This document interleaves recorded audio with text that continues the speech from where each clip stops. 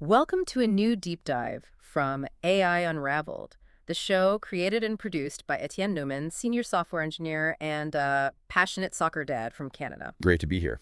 And if you're enjoying these explorations into AI, please do take a second to like and subscribe to the show on Apple. It really helps. Definitely. So today we're doing something a bit different. We're zooming in on just one day, April 29th, 2025. Yeah, just a snapshot in time, but wow, a lot happens in 24 hours in AI. Exactly. We've looked at company news, research papers, user reactions, all sorts. The mission, as always, is to kind of sift through it all and pull out what's really significant, what you need to know about right now. And it's interesting, looking at the sources for just this one day, you see these tensions playing out. Tensions, like what?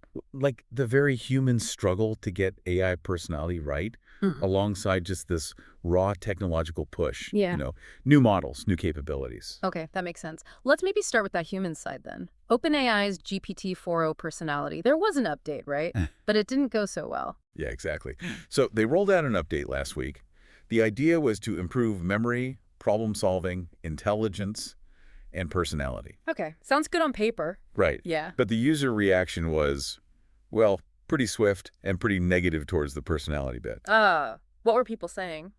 They found it overly agreeable, almost irritatingly so. Someone used the phrase excessive sycophancy. Wow, excessive sycophancy. That's quite a description. It is. People felt it was validating questionable statements, just agreeing too much. It wasn't feeling authentic, I guess. So, like, too much of a people pleaser to the point of being unhelpful or annoying. Pretty much. And what's interesting is Sam Altman, OpenAI CEO, he jumped in pretty quickly. Oh, yeah. What did he say? He acknowledged it directly. Yep. Said the model glazed too much, called it annoying, and even used the word sycophancy himself. Huh. So direct acknowledgement from the top. That's something. It really is. Shows how vital that user experience piece is, especially with these conversational AIs. So did they, like, pull it back immediately? They did. Rolled it back right away for free users. Paid users are apparently getting the rollback soon, too. And any immediate fixes? Yeah, they pushed out a smaller fix first, aimed specifically at reducing that glazing, that overly agreeable part. And they said more updates are planned. It's very iterative. It really highlights how tricky getting AI personality right must be. You want helpful, but not fake helpful. Exactly. It needs to feel authentic.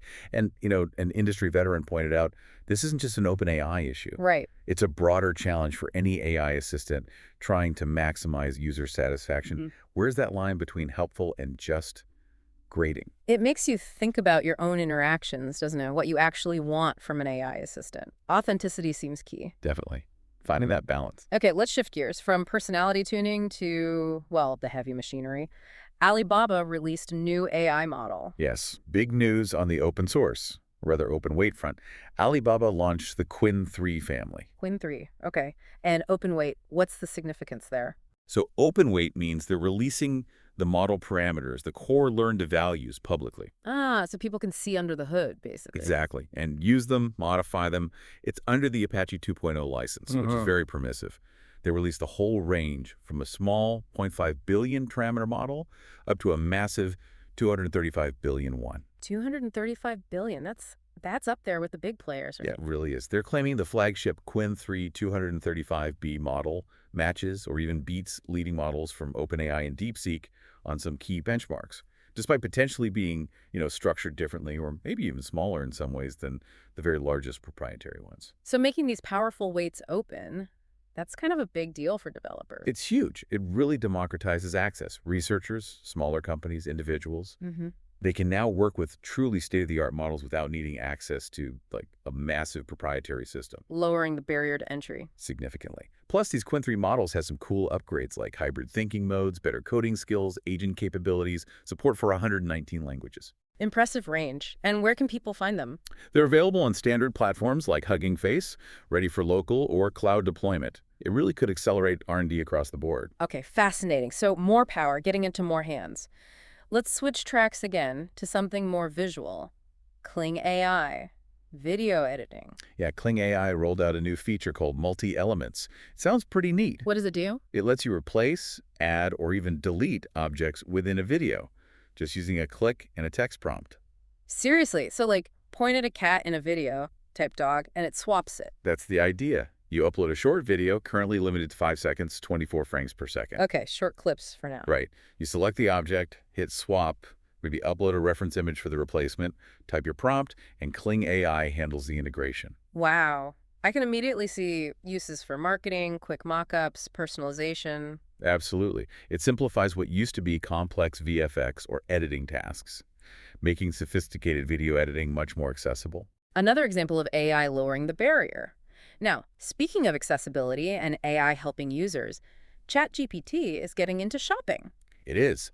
OpenAI is adding new shopping features directly into ChatGPT. How does that work? Is it just showing ads? No, they're emphasizing it's not sponsored. It provides curated recommendations, fashion, electronics, home goods, that sort of thing. Okay, based on what? Based on your conversation, your preferences, but also pulling data from across the web. Reddit posts, editorial reviews, user reviews, gives you detailed responses, often with images and links to retailers. So it's trying to be a shopping advisor? Kind of, yeah. And for Pro and Plus users, it'll use the memory feature remembering past chats to make the recommendations even more personalized. Sounds a bit like Google Shopping maybe, but more conversational. That's a good way to put it. Yeah. Tailored advice based on the chat context rather than just search results. It positions ChatGPT as maybe a competitor, focusing on that user-centric, ad-free, for now, experience. Interesting. We'll have to see how that plays out. Okay, moving from the virtual world to low Earth orbit. Amazon's Kuiper satellites, they finally launched. They did. First batch is up.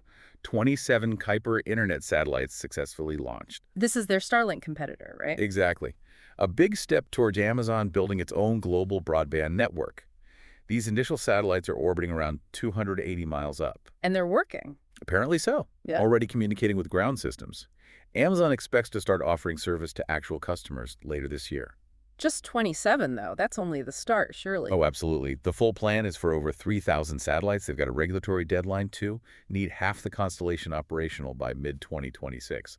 So this launch was critical. More competition in satellite internet, that could be good for consumers, potentially expanding access globally. That's the hope. More players usually drives down prices and pushes innovation. Right. Now, for something a bit more concerning, an AI experiment on Reddit without consent. Yeah, this one definitely raised some eyebrows. Researchers from the University of Zurich, What did they do? they wrote an experiment on this subreddit, Kirch Me View. They used AI to generate comments designed to be persuasive on sensitive social issues. Okay. But here's the kicker. These comments were personalized based on inferring details from users' profiles, and the researchers used fabricated AI identities.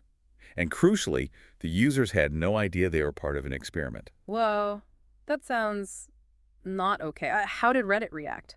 The subreddit moderators were understandably furious. They called it psychological manipulation, filed a formal complaint with the university, suspended the accounts. Yeah, I can see why. It really blew up into a debate about research ethics, consent, oversight, transparency, especially when AI interacts with people online without them knowing it's research. Big ethical questions there. Absolutely. You can't just experiment on people without telling them. Okay, let's shift to Duolingo. They're going AI first. Yes, that was the big announcement. Duolingo is strategically pivoting to be an AI-first company. What does that mean in practice?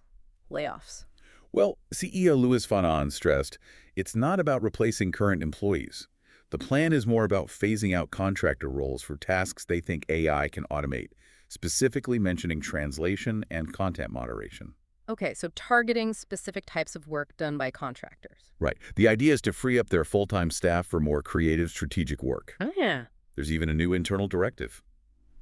Teams need to explore AI automation before asking for more human resources. That's a strong signal. It's part of that broader trend, isn't it? Businesses integrating AI deeper into their operations for efficiency. Definitely. But it does naturally raise questions about the gig economy and potential job displacement for those contractors. It certainly does. And, speaking of AI impacting work and the need to stay skilled, this seems like a good moment to mention for you listeners looking to advance your careers, Etienne Newman's Djamgatech app. It's an AI-powered platform designed specifically to help you master and ace over 50 different in-demand certifications. We're talking cloud, cybersecurity, healthcare, business, lots of key areas. And it uses AI to help you learn. Exactly. It has performance-based questions, PBQs, quizzes, flashcards, even hands-on labs and simulations. It's really comprehensive using AI to tailor the learning. Definitely worth checking out if you're focused on professional development in this fast-changing landscape. Good connection. Continuous learning is definitely key as AI reshapes things. Couldn't agree more. Okay, back to our April 29th roundup. Public opinion on AI in news. Sounds like people are wary. Very much so. A Pew Research Center survey came out showing 61% of Americans expect AI to negatively impact news quality and journalism jobs. 61%. That's a strong majority. What are the main worries? The big ones are spreading misinformation, job losses for journalists, and losing that crucial human editorial judgment and oversight. That skepticism must be a real challenge for news outlets trying to adopt AI tools. For sure. It really puts the pressure on them to be transparent and accountable about how they're using AI. Building trust or rebuilding it is going to be vital. Yeah, you really think about where your news comes from and who or what is shaping it. Okay, briefly, Meta's AI spending. It's under scrutiny now because of tariffs. Yeah, it's an interesting intersection. Meta's pouring billions into AI infrastructure. Right, massive investments. But now, new U.S. tariffs on Chinese imports, which likely include some key hardware components, are making analysts question things. So the cost of building out that AI infrastructure might be going up significantly? Exactly. Analysts are asking if Meta's huge AI spending spree is sustainable with rising hardware costs and just general economic uncertainty. It shows how AI development is getting tangled up with international trade and geopolitics. Fascinating. It's not just about the tech, it's the global economy impacting it. And finally, this Georgia State University experiment. An all-AI fake company. This one sounds wild. Professors launched a fictional startup staffed entirely by AI agents. You mean AI doing everything? Meetings? Hiring? Apparently so. The AI agents held meetings, made hiring decisions, presumably hiring other AI agents, developed marketing strategies, all autonomously. What did they learn from this? Or what was the point? Well, it sounds like it was designed to explore the potential and also the limitations of fully autonomous AI collaboration. What happens when you take the humans completely out of the loop in a business context? It gives insights into that potential future, but probably also highlights where AI systems still fall short in complex, dynamic teamwork. Definitely makes you think about the future of work and organizations. So that was the main stuff from the 29th. Any other quick hits? Just a few rapid-fire ones. There were reports about Figure AI, the humanoid robot company, talking with UPS about robots and logistics. Okay. Duolingo's CEO sent an internal email doubling down on AI first, mentioning AI for hiring and training, too. Right. A new startup, P1AI, got funding for an engineering-focused AI agent called Archie.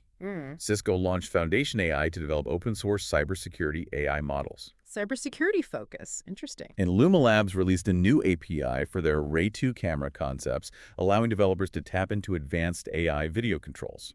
Wow. Okay, so April 29th, 2025 was busy. Incredibly busy. Yeah. And so diverse, from fine-tuning chatbot feelings to building global satellite networks and open-source models. Yeah, summing it up, you see that relentless pace, the challenges with AI behavior and ethics popping up again and again. Right, and also this increasing accessibility of really powerful tools like with Alibaba's Qwen 3 or the Kling AI video feature. And is AI seeping into everything? Shopping, news, business operations, logistics? It really drives home how dynamic this field is. One day gives you such a cross-section. It definitely shows the potential to reshape, well, pretty much everything. So here's a final thought for you, the listener, to chew on.